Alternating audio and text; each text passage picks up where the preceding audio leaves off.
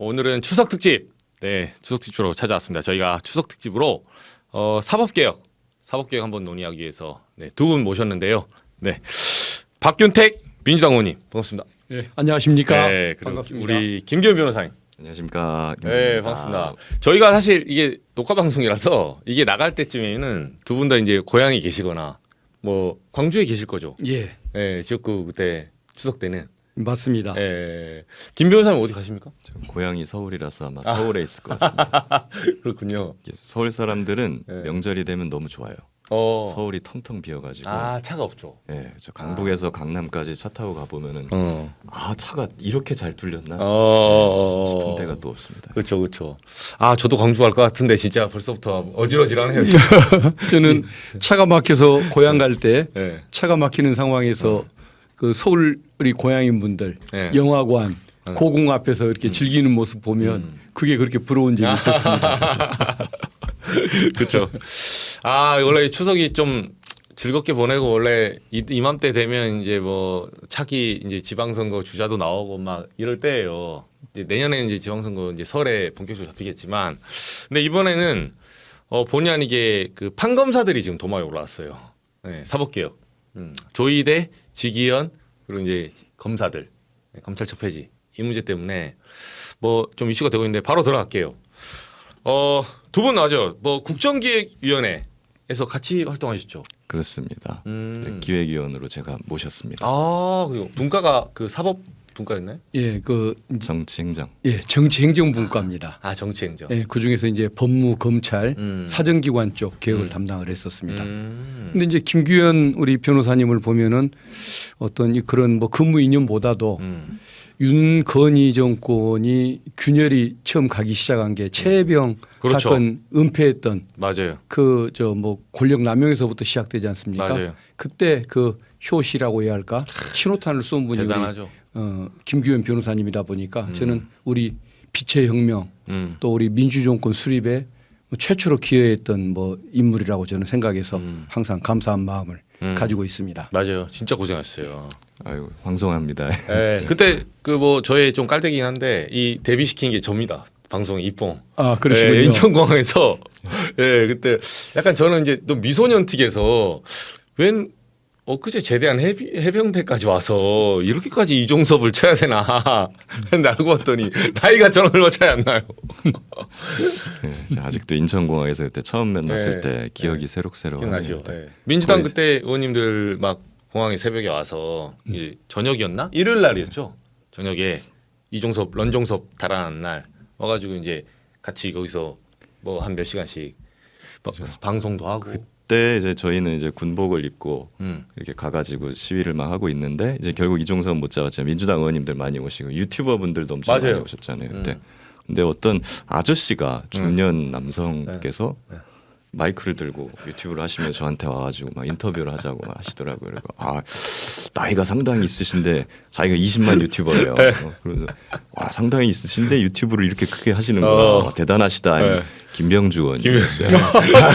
주벌리. 저희 경쟁자입니다. 저도 처음 유튜버인 줄 알았어요. 어디서 많이 봤는데 한미연합사령관이라고 했던. 아니 옆에 카메라 들고 마이크 들고 계속 돌아다니시니까. 누가 봐도 유튜버. 김병주 의원 때문에 저희 밥줄이 지금 위험합니다. 제가 분발해야 돼요. 바로 들어갈게요. 뭐 일단은 검찰 개혁.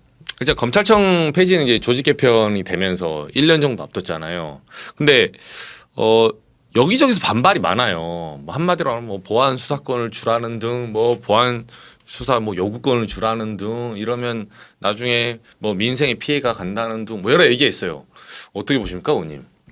저는 이제 검사들이 그 정서적인 거부감을 갖는 이런 뭐 심정은 저는 또 충분히 이해를 합니다. 자기 친정이 망해 가는데 그것을 즐겨 할 사람은 없는 것이겠죠. 그 심리는 이해를 합니다만은 그래도 어떤 그 5년 동안 윤석열 총장, 윤석열 대통령 5년 동안 검찰이 저질렀던 악행들 해야 할 일은 안 하고 안 해야 할 일을 했던 그 과오에 대해서 뭐 국민들이 내리는 그 명령이라고 한다면 그건 뭐 달게 받아야지 어떻게 하겠습니까? 그래서 조금 어떤 뭐 대한민국의 주인이 국민이라는 것 그리고 국민들의 그 분노를 5년에 걸쳐 사는 과정에서 본인들도 거기에 대해서 어떤 그 동반의 그 책임이 있다는 것 이것을 생각한다고 한다면 뭐 기쁘지는 않겠지만 뭐 묵묵히 받아들이는 태세가 필요한 것 아닌가 그 생각이 듭니다. 또 두 분 다 검사 출신이시잖아요. 이제 의원님 검찰국장 하셨고, 예. 검찰국장 한 다음에 그 다음에 한번 검사장 하셨나요? 광주 고검장 고검장. 예. 거기가 마지막. 그리고 법무연수원장 잠시 하다가 퇴임을 했습니다. 그죠. 예. 김 변호사님 북부지검 검사. 예, 법무연수원장을 박균태 의원님이 하실 때 음. 제가 법무연수원 수습 검사였습니다. 그래요. 네. 그 교장 어쨌든 이렇게- 선생님 같은 분입니다. 그 얼굴을 볼 수 없는 단계인 것 같은데 그 정도면. 그렇죠. 네. 교장 선생님이라 해가지고. 그렇죠. 그 어떠세요? 주변에 그러니까 어쨌든 너도 검사이지 않았냐? 뭐 이런 주변에 지인이나 이런 사람도 연락 안 와요? 그래서 사실은 뭐 저는 사실 그 내부에 있을 때부터 뭐 이 프로세에다가 검찰 개혁안을 좀 받고 대화를 하자 이런 식으로 올렸다가 한번 막 선배들한테 엄청 욕을 먹은 적도 있고 뭐 그래가지고 이제 익숙하기는 한데 근데 뭐 저는 어쩔 수 없는 것 같습니다. 지금 상황이 이성적으로 뭔가 할 수 있는 그런 상황이 아니에요. 이게 내란으로 인해 가지고 지금 어떤 혁명적 상황이 지금 초래가 됐잖아요. 그렇기 때문에 여기에 있어서 뭐 검찰이 제대로 뭐 목소리를 낸다거나 할 자격을 이미 저는 상실을 했다. 예, 그렇기 때문에 이거는 뭐 국민적인 어떤 혁명적 요구대로 갈 수밖에는 없는 부분이고 다만 이제 거기에 있어서 제도적으로 봤을 때 개혁이라는 것은 성공해야 되잖아요. 또 그렇죠. 예, 그렇다면 성공하기 위해서는 탈이 또 없어야 됩니다. 개혁을 해놨더니 뭔가 더 이상해지고 뭐 그렇게 되고 나중에 문제가 발생하면은 그때 가서 또 국민들은 그걸 책임을 물을 것이기 그렇죠. 때문에 그래서 아마 탈이 없고 뭐 제대로 굴러가는 그런 개혁안을 신중하게 정교하게 만들어야 된다. 이런 것들이 조금 필요한 시점이 아닌가 싶고 아마 대통령께서 말씀하신 것도 아마 그런 지점을 좀 고려한 것 같다라는 생각이 듭니다. 최근에 그래서 김건희 특검 내부에 지금 파견 검사 40명여 명이 뭐 성명서를 냈었어요. 이게 뭐 공소, 기소, 유지 현재 이제 제도가 바뀌는데 이런 부분에 대해서 뭐 저도 이제 무슨 말을 하려고 하는지를 입장문을 잘 이해를 못 하겠더라고요. 행간의 의미는 이제 보안 수사권을 좀 달라 이렇게 이제 해석되기도 하고 그렇게 해석한 사람도 있고 뭐 표면적으로는 그냥 이게 이제 공소, 기소 이제 수사가 분리되는데 우리는 이제 어떻게 되느냐 뭐 이런 식으로 입장 표명한 것 같은데 그 부분은 좀 어떻게 바라보십니까? 저도 본인들이 그 파견 검사들이 검찰의 구성원이기 전에 어떤 그 국민을 위한 공직자 아닙니까? 네. 공복 의식을 갖는 사람들이 그런 어떤 저항의 내용이 담긴 성명을 발표한다는 것, 집단 행동을 한다는 것 이게 놀라운 일이라서 이해가 안 가는 일이라서 한번 상황을 알아봤는데 보니까 당장 복귀하겠다는 것이 아니고 일이 수습된 후에 조속히 업무가 마무리가 되면은 복귀하겠다라는 당연한 얘기를 좀 했던 것 같고요. 다만 아마 우리가 이렇게 열심히 하는 심정을 좀 알아달라. 또 특검께서도 수사와 기소는 별개의 것이 아님을 조금 뭔가 좀 호소 좀 해주면 어떻겠냐 이런 여러 가지 아마 복합적인 신경이 담긴 그런 내용의 그 글이었던 걸로 알고 있는데 네. 그래도 뭐 자기 임무를 뭐 방기하고 총파업을 일으키는 그런 개념은 아닌 것 같아서 다행이라는 생각은 듭니다만은 그래도 국민들에게 눈살을 찌푸리게 만들거나 오해를 하게 만드는 그런 요소가 있다고 한다면 그렇게 성숙한 행동은 아닌 것 같습니다. 네. 그 집단 성명서 이 사람들이 요구하는 건 뭔 것 같아요? 저도 잘 모르겠어요. 왜 저러는지. 이게 전략적으로 생각하면 절대 해서는 안 될 행동이거든요. 그렇죠. 예, 아마 검찰 수뇌부 입장에서도 이거 굉장히 곤혹스러울 것이고 그리고 진짜로 본인들이 원하는 바를 이루려고 하면 이렇게 해서는 안 되는 그렇죠. 거죠. 근데 지금까지 검찰이 해왔던 김건희 특검에서의 성명도 그렇고 그 국회에 나와서 한 뭐 박상용 검사라든가 최재형 검사라든가 이런 사람들이 보이는 지금 행태들 이런 것들을 보면은 저는 오히려 지금 이 사람들이 아예 그냥 검찰을 망하게 하려고 지금 오히려 저렇게 지금 연기를 하는 건가 하는 생각까지 지금 들 정도거든요. 예, 아예 지금 국민들 앞에 나와서 잘못했다고 반성을 하고 읍소를 해도 국민들이 용서를 해줄까 말까 한 상황인데 맞아요. 예, 거기에 나와가지고 그렇게 오만한 태도로 마치 가르치려고 드는 예, 그런 태도를 보이면은 그 국민들이 어떻게 하겠습니까? 당연히 본인들이 원하는 바를 달성하지 못할 건데 그럼에도 불구하고 전하는 걸 보면은 저는 이제 이 사람들이 어떤 고위 공직자로서의 어떤 사명감이라든가 책임감이라든가 이런 것들을 완전히 잊어버린 것 같다. 이 조직 자체가 법원도 그렇고요. 그런 것 같다는 생각이 좀 들어서 매우 아쉽습니다. 그리고 이제 성명문도 좀 기괴해요. 좀 이상해요. 저는 이게 사실 공무원 이제 집단 행동하면은 형사처벌하는 규정도 있거든요. 뭐 1년 이하라서 좀 약하긴 하지만 거기 안 걸리게끔 잘 만들어놨어요. 예. 일을 안 하는 건 아니다. 예. 그렇죠. 그래도 시키면 다 하고 마무리는 짓고 가겠다. 그렇지만 복귀시켜 달라. 그런 게 있고 그리고 또 기괴한 것은 검사의 수사가 필요하다라는 주장을 하는 거는 뭐 알겠는데 그거를 특검한테 그런 입장을 내달라고 요청을 한단 말이에요. 그렇죠. 근데 특별검사는 검찰청하고 완전 별개의 기관입니다. 왜 그런 특별검사한테 다른 기관인 검찰청의 수사가 필요하다 수사권이 라는 성명을 내줘라라고 요구하는 것은 그 자체로 이건 뭔가 맞지 않죠. 그렇죠. 좀 우물가에서 숭늉 찾는 건데 검찰총장 대행한테 요구해야죠. 요구하려면 아니면 아싸리 대통령한테 요구하든가 아예 대놓고 그렇죠. 아니면 뭐 국민께 호소하는 글 네. 이렇게 해야 되는 것인데 그거는 마치 이제 저 어떤 느낌을 받았냐면 예전에 의사들이 파업을 했을 때 그런 느낌을 받았어요. 근데 젊은 의사들이 파업을 하면서 마치 그 여러 가지 미성숙한 태도들이 노출되지 않았습니까? 막 국민의 환자를 막 볼모로 삼아서 환자가 막 어떻게 다 죽었으면 좋겠다 막 그렇죠. 이런 식의 말도 어딘가에서 SNS 나오고 나왔죠. 예, 약간 그런 식의 행태나 태도들이 네, 삐죽삐죽 이렇게 튀어나오는 것 같아서 굉장히 부적절한 것 같아요. 그 오늘도 이제 같은 이제 친정 어쨌든 검찰 뭐 식구들이 지금 뭐 개혁의 대상이 됐는데 이게 좀 어려운 것 같아요. 무슨 말이냐면 일반인들이 저도 이제 이해하기 어려우니까 보안 수사권 한마디로 이거잖아요. 1차에서 예를 들면 뭐 부산 돌려차기 사건 이런 게 있다. 그럼 경찰 수사에서는 범인을 못 잡았어요. 내지는 뭐 좀 부실한 수사가 됐어. 그랬을 때 검사가 이제 억울한 피해자를 다시 보안 수사. 그러니까 경찰이 수사 갖고 온 거를 이건 좀 이상한데 하니까 한 번 더 검토를 해서 다시 바로 잡는 뭐 인권의 보루 뭐 이런 역할을 하기도 하잖아요. 원칙적으로 한 게 맞고 이런 보안 수사권의 이제 필요성은 양면성이 있는 것 같아요. 요거만 보면 또 이제 필요하고 또 다른 사건 김건희 사건 보면 안 그렇고 보안 수사권이나 이 요구권 어떻게 해줘야 된다고 보세요? 원칙적으로는 보안 수사 요구권을 통해서 일하는 것이 맞을 겁니다. 검찰의 수사에 대한 불신이 크기 때문에 뭔가 뭐 작은 거라도 유지하겠다는 그 욕심 자체가 제가 보기에는 적절한 시점은 아닌 것 같습니다. 그래서 저는 직접 보안 수사를 할 것이 아니고 경찰에게 보안 수사 요구를 하는 방식이 저는 원칙적으로 맞다고 생각합니다. 그러니까 재차 보안 수사 요구해서 예. 경찰이 보안 수사를 해라. 끝까지 경찰의 손으로 하게 하는 방법 이게 옳겠다는 생각은 드는데 그럼에도 불구하고 이제 외의적으로 보안 수사권을 인정할 수밖에 없는 이유가 예를 들어 시간이 촉박합니다.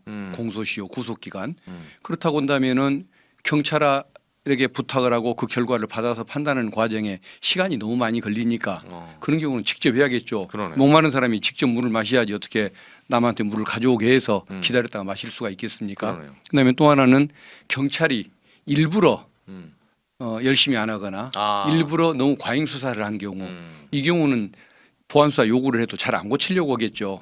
이거 억울해 보이니까 다시 좀 살펴봐라라고 얘기를 해도 내가 이미 그 유명한 사건 처리를 해서 칭찬도 받고 언론 보도도 됐는데 뒤늦게 아닌 것 같다라는 결론을 어떻게 내겠습니까? 끝까지 유지하려고 하겠죠. 이처럼 경찰 손으로 시정하기를 기대하기가 어려운 그런 사건들이 가끔 있을 겁니다. 네. 그런 경우에는 검사에게 보안 수사권을 줘야만 사건의 진상 또 어떤 억울함 해소가 가능한 것이기 때문에 그래서 그런 경우에 예외적으로 줘야 한다는 생각을 가지고 있습니다. 다만 국민들께서 걱정하시는 것은 그 보안 수사권을 줬더니 그 한동훈이 뭐 등자를 이용해서 수사 범위를 확대한 것처럼 엉뚱한 짓을 하면 어떻게 하느냐 이 걱정들을 하는 분들이 계시는 것 같은데 대신에 보안 수사 과정에서 뭔가 별건 범죄 관련 범죄가 발견되면 검사가 직접 수사하지 못하고 그것마저 경찰한테 넘겨서 이첩해서 경찰이 직접 수사하게 하는 방법 이렇게 해결하면 뭐 권한을 남용할 가능성은 없는 것 같습니다. 그래서 예외적으로 또 제한적으로 보안 수사권을 주는 것은 필요한 것 같다라는 것이 제 생각입니다. 현장에서 일해 보시면 좀 저도 보안수사권. 일해본 경험으로 보면은 네. 보안 수사권을 현 상태 구조를 그대로 유지한다고 봤을 때 보안 수사권을 없애면은 필연적으로 많은 문제들이 발생하는 건 어쩔 수 없어요. 이거는 만약에 그것까지도 감수하고 가야 한다면 그건 정무적으로 감수해야 되는 것입니다.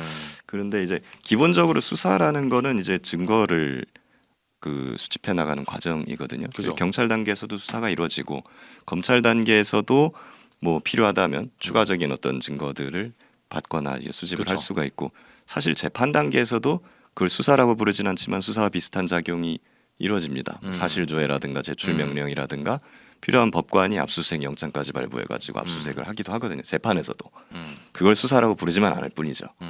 그러니까 결국에는 사실관계를 발견하는 어떤 권한은 필요한 겁니다. 심지어 이제 그 경찰, 검찰, 법원 전 과정에 있어서 그것을 우리가 이제 수사라고 부를 거냐 말 거냐 그리고 검찰에 대한 국민적인 반발이 굉장히 크기 때문에 그거를 이제 수사라고 하는 순간 이제 뭔가 알레르기 반응처럼 이제 싫어하시는 분들이 많은데 그거를 어떻게 하면은 좀 균형 잡히게 요거를 좀 조화롭게 해소를 할 수 있을 것인가 이것을 도모하는 게 좀 필요하다고 저는 보고요. 그리고 이제 우리가 흔히 말하는 검찰 기소권을 견제하기 위해서 제일 필요한 권한들이 뭐가 있냐라고 봤을 때 대표적으로 드는 게 법원의 재정 신청입니다. 근데 법원 재정 수사해달라. 법원 재정 신청은 기소해라 이거예요. 검찰이 불기소한 거에 대해서 법원이 봤더니 이거 왜 기소 안 해? 기소해라고 하는 건데 이게 제대로 운용이 안 됩니다. 왜 안 되냐면 수사가 제대로 안 돼 있기 때문이에요. 수사를 해서 증거가 갖춰져야지 기소를 해야 유죄가 나올 거 아닙니까? 그렇죠. 근데 제대로 부실하게 수사를 해놔서 증거가 충분히 갖춰져 있지 않으면 법원이 봐도 증거가 없는데 이걸 기소해라 내가 유죄 판결할게 이렇게 할 수가 없는 거잖아요. 그래서 이게 사실 유명무실한 건데 그걸 위해서 이제 재정 신청을 실제로 하자 법원이 필요하면은 수사와 같은 걸 좀 충분히 좀 할 수 있도록 해주자라는 게 좀 필요하거든요. 그렇게 되면은 이제 검찰의 기소권을 충분히 견제를 할 수 있는 거죠. 마찬가지입니다. 경찰이 부실하게 수사를 하거나 뭔가 시간이 촉박하거나 했을 때 이거를 견제할 수 있는 권한이 무엇이 될 거냐. 앞으로 경찰이 거의 모든 민생 범죄에 대해서 수사권을 그렇죠. 독점하게 되는 거라 이게 남용될 경우에 그 해악은 심각하거든요. 그거를 견제할 수 있는 게 무엇이냐라고 보면은 결국 법원의 재정 신청처럼 검찰의 어떤 제한적인 보안 수사 권한 이것이 앞으로 이렇게 경찰 권한이 남용됐을 때 이제 요거를 견제하는 수단이 될 수 있을 거다라고 저는 보기 때문에 저는 뭐 검찰이 큰 엄청난 해악을 미쳐가지고 이걸 해체시키는 정도의 개혁을 해야 된다는 거에는 당연히 동의를 합니다만 그렇다고 해서 경찰이나 법원을 그대로 믿을 수만도 없는 것이라 결국 민주주의 시스템에 따라서 모든 기관을 믿지 못하고 모든 기관은 국민의 입장에서 견제하고 싸우게 만들어야지 그렇죠. 어떤 기관도 국민한테 기어오르지 못하거든요. 예, 그런 권한을 만드는 그 시스템을 만드는 차원에서는 제한적인 보안 수사가 형식적으로라도 두는 것이 어떤 경찰에 대한 위화력 측면에서라도 좀 필요할 수 있다는 의견을 갖고 있어요. 요거를 근데 이제 어떻게 좀 통제할 거냐라고 봤을 때 박윤태 의원님 말씀하신 것처럼 사실관계 동일성 범위 내에서만 수사를 하게 하고 별건 범죄는 수사 못하게 하는 거 이런 거 있을 수 있고요. 그리고 보안 수사에 대한 허가 제도를 두는 것도 생각해 볼 수 있어요. 보안 수사하려고 하면은 뭐 법원이든 어디든 간에 위원회를 도와주고 허가를 받아서만 할 수 있게 하는 제도 아니면 이제 많은 분들이 우려하시는 게 보안 수사권을 주게 되면 검찰청에 수사관들이 남게 된다. 그럼 수사 인력이 그대로 남으니까 얘네들이 계속 부활을 도모할 것이다. 이런 것들이 있는데 그럼 이렇게 이거를 하려면 검찰 수사관들을 싹 빼버리고요. 경찰에서 파견을 받을 수 있어요. 아 예. 예. 이제 경찰 수사관들을 파견받아서 그 사람들이 이제 검사 감독하에 같이 보안 수사를 하는 그런 구조를 생각해 볼 수 있죠. 요거는 만약에 이게 남용된다라고 싶으면 경찰에서 수사관들 파견 다 취소해서 빼버리면 됩니다. 언제든지. 예. 이런 식으로 통제를 할 수가 있겠다 생각은 듭니다. 아 이게 법원 얘기 나왔으니까 저는 사실은 이제 두 분은 법조인이시고 저희도 이제 기자들이 뭐 정치 법조사에 이제 출입을 하긴 하는데 아 이게 계엄 내란 정국 거치면서 굉장히 생경해요. 사실 보안 수사권 평생 살면서 입에 올려보지 않아요 일반인들이. 그걸 솔직히 어떻게 압니까? 이게 직업이니까 알고 뭐 거기 연루되니까 아는 거지. 요새 어디 가면 그러니까 이 현실이 너무 저는 개탄스러운 게 보안 수사를 왜 일반인들이 얘기를 하고 다녀야 돼? 제 친구들 만나면 야 보안 수사 요구권이 맞냐? 이미 저한테 물어보는 게 얘기를 하고 있어요. 저한테 주장을 하더라고. 나는 요구권이 맞다고 봐. 근데 제가 봤을 때 그 현대 다니거든요. 야, 네 일이나 잘해. 이렇게 하는데 모든 국민이 지금 형사소송법 전문가가 되었습니다. 그러니까 과거에 교육 전문가, 네. 군대 전문가였는데 다 예. 이제는 그쵸. 검찰 전문가까지 다 되셨죠. 예. 교육하고 이제 사실 군대는 내일이거든요. 내가 거쳐가는 삶의 과정이잖아요. 근데 검찰은 검찰은 피의자로 송치하지 않으면 다행인 거예요. 그거를 주도권을 쥐는 쪽은 당연히 있을 수도 없고. 근데 야 일반인들에게 진짜 법 공부 아주 빡세게 시키고 있습니다 요새. 윤석열 석방 때는 즉시 항고와 보통 항고의 차이까지 국민들이 공부를 하셨지 않습니까? 형사법 66조. 구속 기간을 뭘 산입해주고 뭐는 빼주고 이런 것까지. 사법시험 볼 때 공부하고 잊어버렸던 그 주제 몇십 년 만에 저도 다시 검토를 했는데 국민들께서도 함께 공부를 하셨으니까. 그 나름 구속 취소 킬러 문화 아니에요? 제가 보니까 그 시험에도 잘 안 나오는, 잘 안 쓰니까. 그러니까 자꾸 이런 걸로 이제 판례가 쌓이고 사례가 축적되면은 이제 시험 범위만 늘어나는 거거든요. 네. 아 진짜 어지러지합니다. 지금 뭐 전에 로스쿨 다닐 때는 헌법, 민법, 형법 이렇게 크게 세 개로 나뉘거든요. 네, 헌민형. 법안이. 근데 이제 민법은 엄청 공부할 게 많았는데 나머지 그렇죠. 두 개는 옛날에 별로 상대적으로 양이 적었어요. 근데 박근혜 탄핵을 기점으로 네. 헌법 양이 무지하게 늘어나기 시작했습니다. 왜냐하면 위헌법률 심판만 나왔는데 이제는 탄핵이랑 뭐 정당해사 이런 것까지 그쵸. 다 문제로 그쵸. 나오니까 요즘에는 이제 또 형사소송법 이런 음. 쟁점들이 많이 나가니까 아무래도 지금 요즘 로스쿨생들 앞으로 미래 학생들이 점점 불쌍해지고 있다 저는. 국민들에게 그 리걸 마인드를 장착해 주려는 우리 윤석열의 큰 그림일까요? 네, 여러분 법학을 공부 좀 해보십시오. 온 국민. 알겠습니다. 그 하나만 더요. 저희 그 법원 얘기 나왔으니까 사실은 가장 요새 핫한 분이 이제 지기현 판사. 예. 그리고 조희대 대법원장인데 저는 이제 조희대 대법원장 이 문제도 그렇지만 거기에 이제 구속 취소 지기현 판사. 진짜 이거는 한 71년 만에 처음 있는 거. 근데 이제 좀 가장 이제 핫하고 좀 그러니까 최근에 나온 것 중에 지기현 판사 이제 뭐 민주당에서 제기한 룸사롱 뭐 의혹에 대해서 대법원에서 이제 감사위에서 결과가 나왔죠. 일단 판단 보류했고 뭐 여러 가지 말했는데 anyway. 근데 동시에 지판사가 이제 휴대폰을 2차례 교체한 게 황정화 의원실에서 나왔어요. 그래서 이제 근데 교체도 교체인데 중요한 건 시기인데 이게 보니까 한 번은 갤럭시 S10에서 S25로 옮기거든요. 울트라. 근데 이게 2월 4일이에요. 이게 언제냐면 윤석열 쪽이 구속 취소 청구한 날이에요. 네. 우연의 일치겠죠. 네, 우연의 일치겠죠. 근데 우연히 한 번 더 됩니다. 우연히 한 번이 5월 달에 이 바꾸자마자 3개월도 안 됐거든요. 5월 16일 날 갑자기 갤럭시 S 울트라 25 여기서 샤오미 레드미 노트 14로 갑니다. 네, 이게 5월 18일. 근데 요 바로 이틀 전에 그 민주당이 이제 의혹 제기를 하거든요. 그러니까 두 국면마다 하나는 구속취소 청구할 때, 하나는 룸사롱 의혹 제기될 때 휴대폰이 딱딱 바뀌어요. 요 사안은 의원님은 어떻게 보세요? 검사였다면 어떻게 바뀌었어요? 글쎄 법관들이 보통 생활폭이 좀 좁은 편 아닙니까? 네.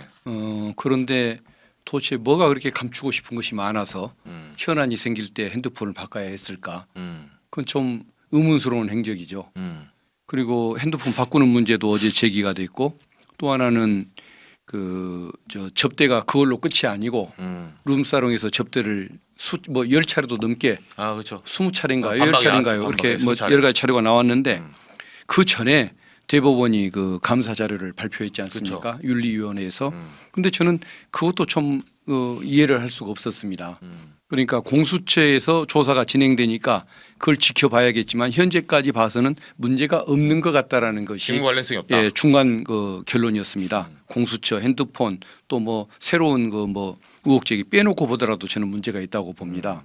그 폭로 내용에 그러니까 유흥주점에서 접대를 받았다는 의혹이 제기됐을 때 추기현 판사는 삼겹살 소주만 먹는다라고 얘기를 했을 뿐 그렇죠. 유흥주점은 안 간다는 얘기를 안 했습니다.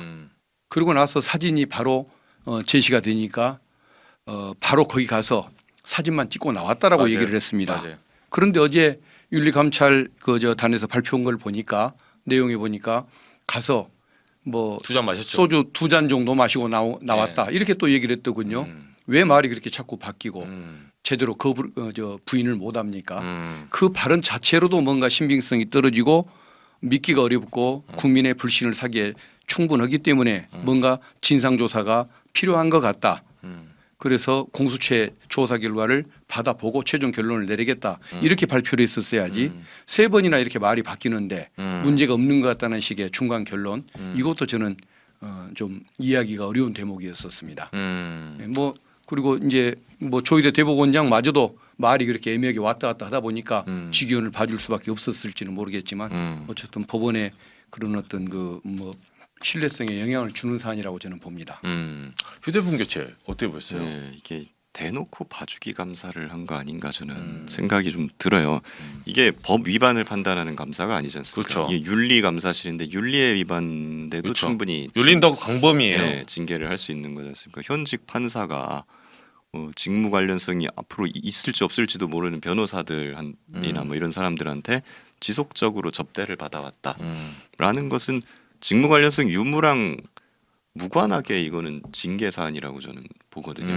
네, 그렇다면은 윤리감사실에서 훨씬 더 집중적으로 이 부분을 추궁했어야 된다라고 보고 휴대폰을 여러 번 바꾼 게 드러났지 않습니까? 그리고 본인의 진술이 계속 바뀌는 것도 대법원 알고 있잖아요. 그러면 그 부분 들어와서 휴대폰 가지고 있냐 내놔봐라. 네, 바로 임의로 제출받아서 포렌식을 할 수도 있는 거거든요. 그렇죠. 그런 걸 해봐야 됐다고 보고 했는지는 모르겠습니다만은 근데 했는데 막 본인이 제출을 거부한다면 그건 그 자체로 또 문제가 될 수 있는 거라 그렇다고 하면은 충분히 이 직위원 판사의 직위를 이제 해제시키거나 뭐 재판부를 바꾸거나 이런 조치들이 선행됐을 수 있다고 저는 생각하거든요. 근데 그런 거 아무것도 없이 그냥 수사기관을 지켜봐야 한다라고 이렇게 발표한 것은 굉장히 무책임한 행태라고 저는 생각을 하고 직위원 판사의 핸드폰 바꾼 것도 잘 봐야 그 좀 구체적으로 볼 필요가 있는 것이 저는 이렇게 의심이 됩니다. 혹시 이 사람이 조희대 대법원장이나 뭐 대법원의 누군가하고 어떤 형태로든 소통한 흔적이 핸드폰에 남아 있나? 구속 취소 전후로. 그렇죠. 그런 의심을 저는 해볼 수 있다. 충분히 해볼 수 있다고 생각을 해요. 그렇지 않으면 굳이 이 사람이 뭐 핸드폰을 그렇게 많이 바꿀 필요가 있겠나 싶기도 하고 그리고 두 번째 핸드폰을 바꿀 때 중국산 샤오미 폰으로 바꾼단 이게 말입니다. 희한하더라고요. 예, 신중인가요? 그러니까 경제적인 편이 오해 갑자기 살 수 어려워졌다는. 있는. 그런데 이 부분은 저는 그렇게 봐요. 핸드폰 바꾸는 사람들이 본인의 폰을 일시적으로 바꿀 때 이거 압수돼도 괜찮아 버려도 돼 이런 폰으로 바꿀 때 이제 중저가 폰을 많이 선택을 어차피 이건 하거든요. 내놓을 거다. 그렇다면 샤오미로 바꿨을 때는 압수수색이 될 거를 본인이 어떤 예측하고 이걸로 한 거 아닌가. 그렇다면 압수수색을 당할 수도 있을 정도의 비위 사실이 있다는 거 아니에요. 그럼 여기 한번 주목해 볼 필요가 있다고 생각이 들고 그러네요. 그리고 샤오미를 샀으면 원본 폰은 가지고 있을 겁니다. 그렇죠. 나 샤오미가 거. 진짜 좋아가지고 나 샤오미만 계속 쓸 거야 하고 원본은 다 버리고 그러진 않잖아요. 언젠가 원본 어디 고이 모셔뒀겠죠.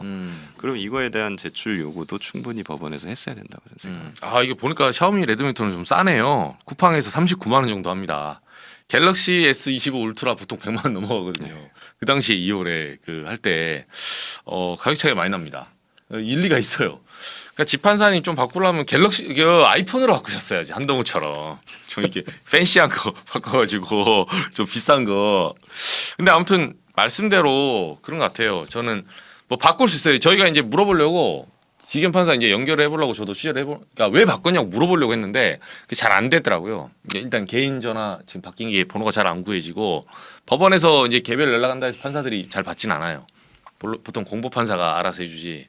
근데 이제 제가 물어보고 싶은 거는 똑같아요. 김 변호사 말씀한 대로 바꿀 수 있죠. 뭐 너무 많이 전화 가서 뭐 했다 그러면 바꿨으니까 집에 있는 거 내리시면 돼요. 그러면. 예. 근데 보통 이럴 때 갤럭시 S 지금 10하고 갤럭시 25 울트라 집에 과연 있을까? 이제 이게 물음표죠 지금. 지금 뭐 정진석 액정 깨져서 받고 지난번에 이종석 예를 들면 뭐 김주현 민정수석 줄줄 핸드폰 다 바꾸군요 지금. 김영현 뭐 심지어 뭐 김건희 윤석열까지도 싹 바꾸입니다. 근데 휴대폰의 이제 가장 핵심은 옛날 걸 주면 됩니다. 근데 통상 이런 뭐가 깨져서 없고 심지어 그 우리 3부 체크 이종호 씨는 한강변 가서 그 부신다고 특검팀한테 걸렸잖아요. 발로 열심히 밟았죠. 그러니까 대체로 이런 식으로 좀 너무 이제 하지하에 지금 수법을 쓰고 있어요. 근데 그게 죄는 아니잖아요. 그러니까 본인 방어 증거이면 죄는 아니잖아요. 검사 출신으로서. 자기를 위해서 자기의 물건을 없애는 것은 범죄가 되지는 않습니다. 네. 다만 이제 보시면 수사할 때 심증이 가는 거죠. 휴대폰 바꾼 사람들에 대해서 증거 인멸의 염려가 올라간다. 증거 인멸 이미 한 거고, 그러니까 이제 구속 사유는 될 수 있습니다. 그렇죠, 그렇죠. 이게 죄는 아니지만. 예. 아무튼 답변을 좀 듣고 싶어요. 네. 옛날 폰 있으시면 갖고 나오시면 되고. 알겠습니다. 저희가 이제 메인인데 조희대 대법원장 사실은 뭐 청문회 말씀드렸는데 이제 말씀대로 박 의원님 말씀대로 뭐 무슨 뭐 피의자가 안 나온다 해서 재판 안 하는 건 아니잖아요. 마찬가지로 불출석 한다 해서 국회에서 청문회 안 할 수는 없는 거고. 근데 조희대 대법원장이 이제 다음 달 국감 때 직접 대법원으로 가기로 했어요. 그때는 어떨 것 같습니까? 뭐 대법원장 나와야 되잖아요. 근데 국감은 13일 날 월요일이죠. 13일 월요일 날 국회에서 국감을 실시하고 네. 그리고 15일 날 수요일 날 국회 이제 현장. 대법원에 가서 네. 현장에서 국정감사를 합니다. 두 번에 걸쳐서 하게 돼 있는데 청문회 증인은 거부할 수 있었지만은 그 어떤 국정감사 기관 증인으로서 나오는 걸 거부할 수는 없습니다. 그걸 거부한다면은 그것은 국정감사를 거부하는 것이고 그렇죠. 헌법과 법률을 무시하는 것이니까 공직자 신분을 내려놔야겠죠.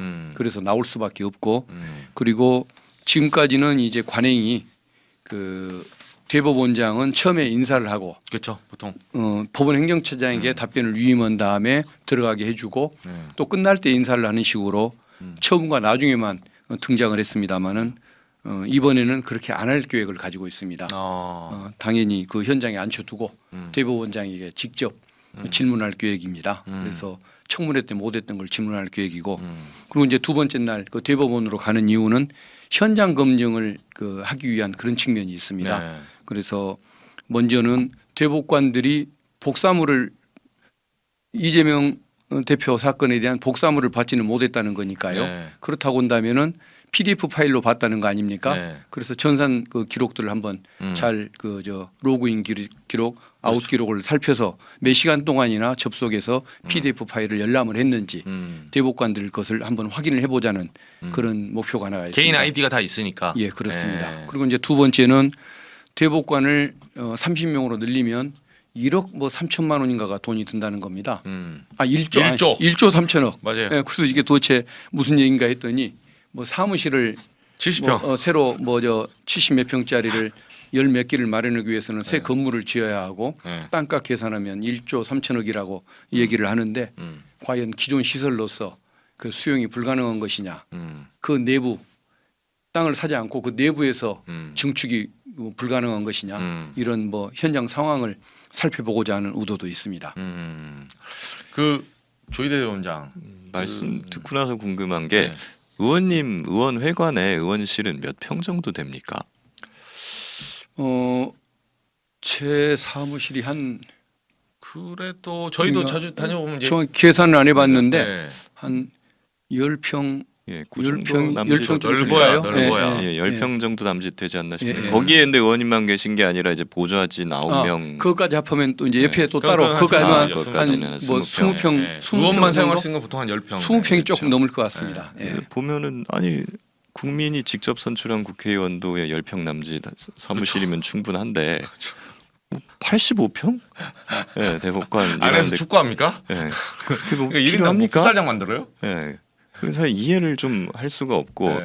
또 어떤 분이 저한테 얘기를 해주셨는데 자기가 청와대 들어가서 대통령도 만나봤고 대법원 들어가서 대법원장도 만나봤대요. 근데 대법원장 만나러 가는 게 훨씬 빡셌답니다. 절차가. 뭔가 이게 계속 예, 벽이 있는. 그 계속 벽이 있고 뭐 몸수색을 아. 하고 경호원이 그냥 그 동선마다 따라붙고 뭐 그쵸. 어디 통과 중이다 어디 올라간다 막 이런 식으로 그래가지고 야 이게 맞나 싶은 생각을 했다는 거예요.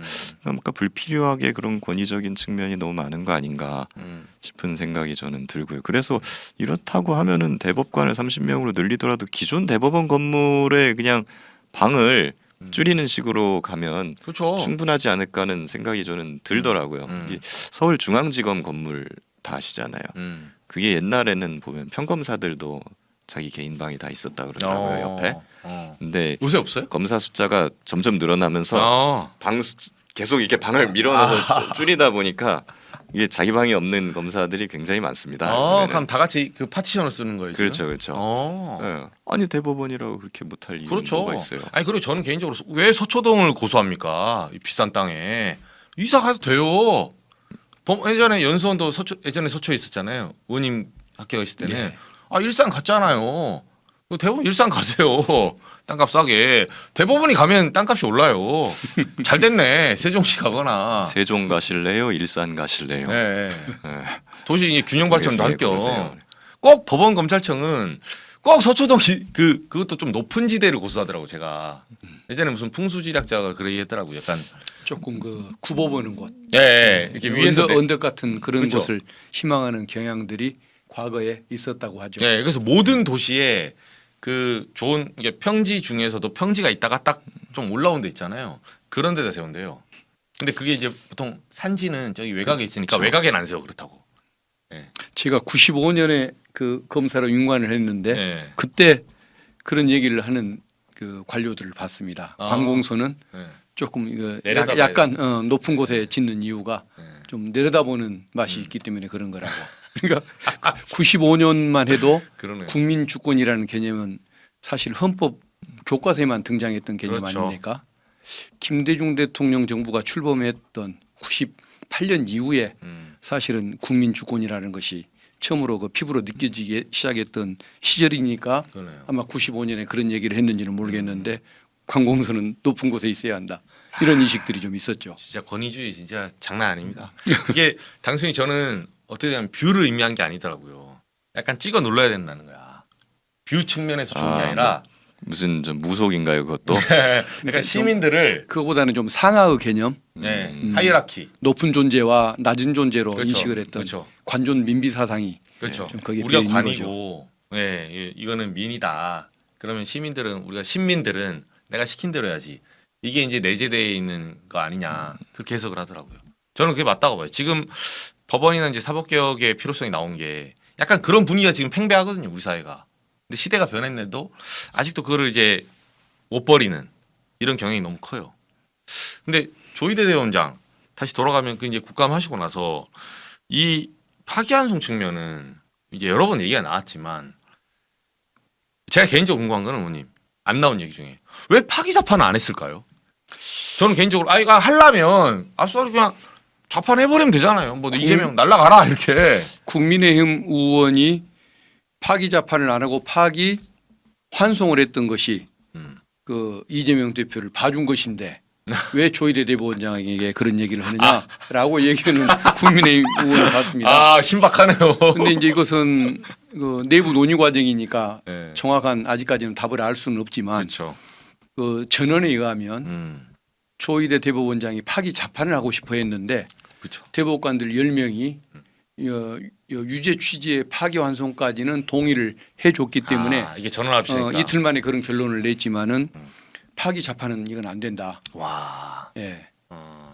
빨리 하는 것은 뭐 동의를 해주겠지만 그 지금까지 무죄를 유죄로 바꾸는 사건에 있어서 양형까지 결정해야 하는 사건에 있어서 그죠.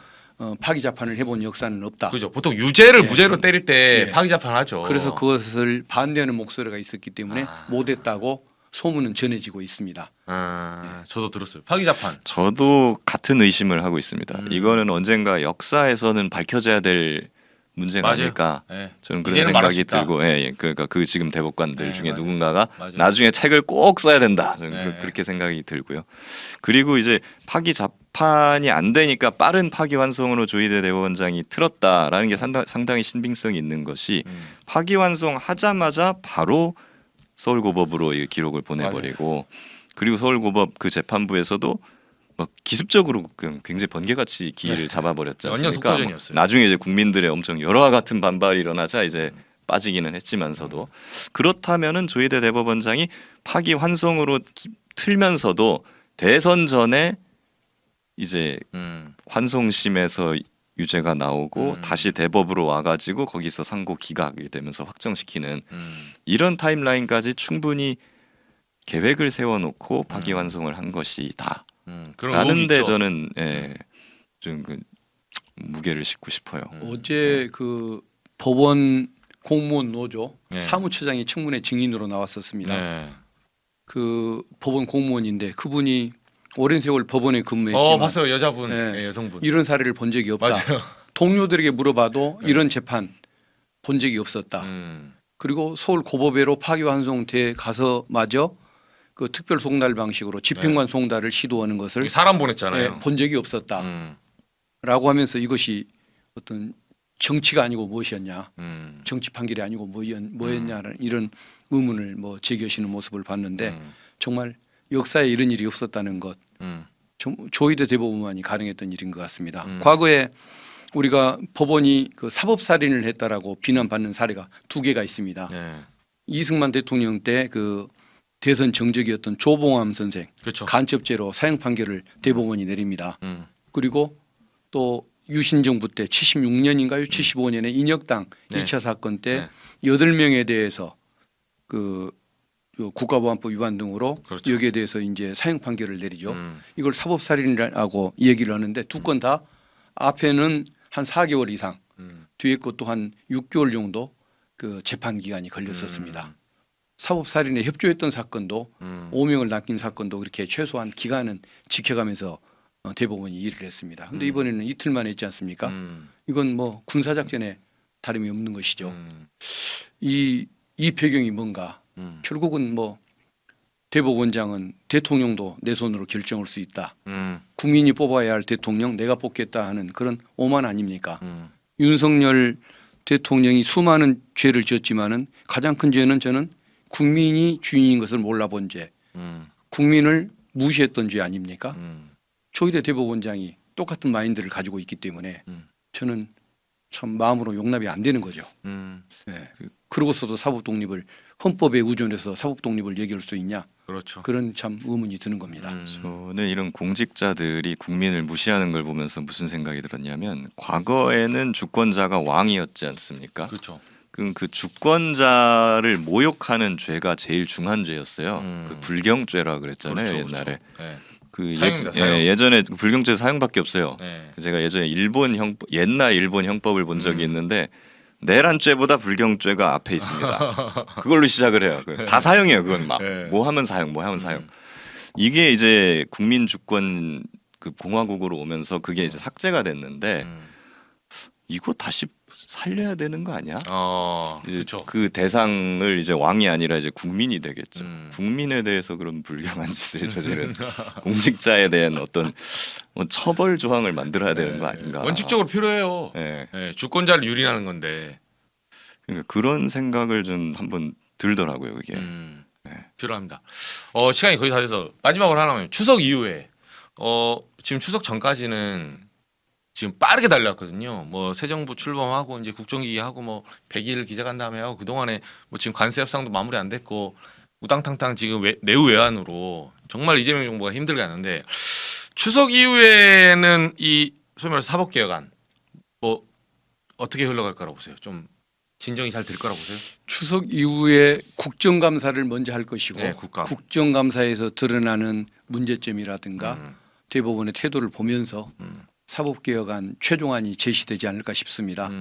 정부의 또는 민주당의 여론조사에 안 좋은 영향을 끼치니까 그것을 조금 신중해야 한다는 견해도 있습니다만은 이것을 시간을 끌면 끌수록 꾸준히 문제점은 제기될 것이고 그렇다고 여론이 두려워서 해야 할 일을 안 할 수는 없는 것이니까 저는 국감이 끝나는 대로 빨리 방안을 발표하고 개혁할 것이 있으면 시도를 해야 한다는 그런 생각을 가지고 있습니다. 그러네요.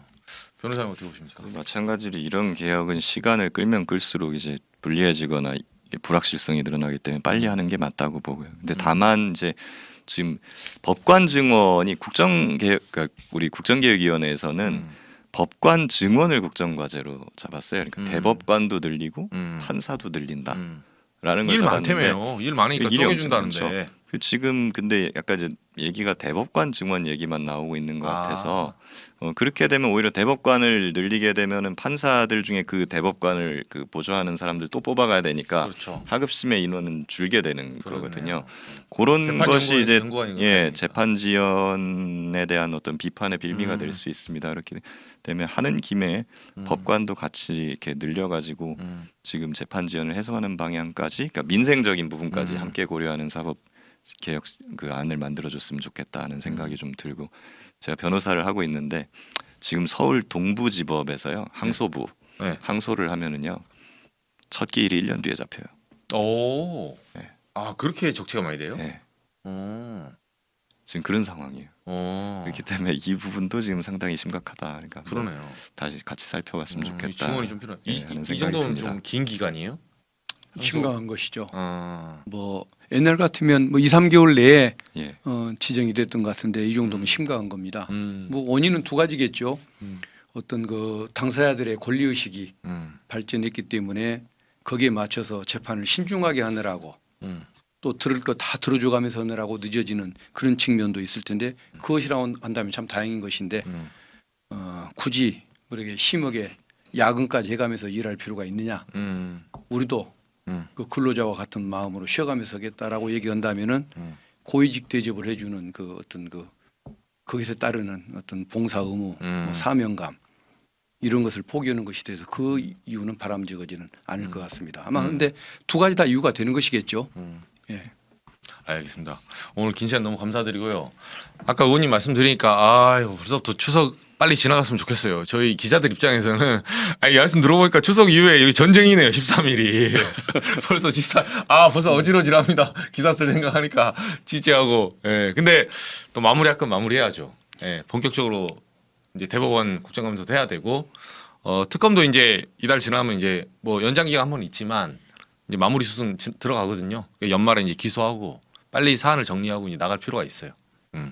오늘 너무 감사드리고 더 이상 우리가 계엄 내란 전국을 겪으면서 사실 우리 사회의 특권층의 민낯이 드러났다고 생각을 해요. 저는 그렇게 소위 말해서 어렸을 적 의원님도 이제 지방 출신이지만 그 지역에서 이제 굉장히 어떻게 보면 입신양면하셨지만 부모들이 제일 원하는 소위 말해서 그 소팔아서 대학 보내는 부모들이 우리나라 그 성공신화 있잖아요. 서울법대 가서 검사하고 국회의원 한번 해라. 의원님의 이 코스. 예. 이 사람만이 승자고 나머지 다 패자. 판검사하고. 근데 이런 구도 속에서 우리가 이 엘리트 그 귀족들의 민낯을 본 거예요. 그 첫 번째 타가 윤석열이었죠.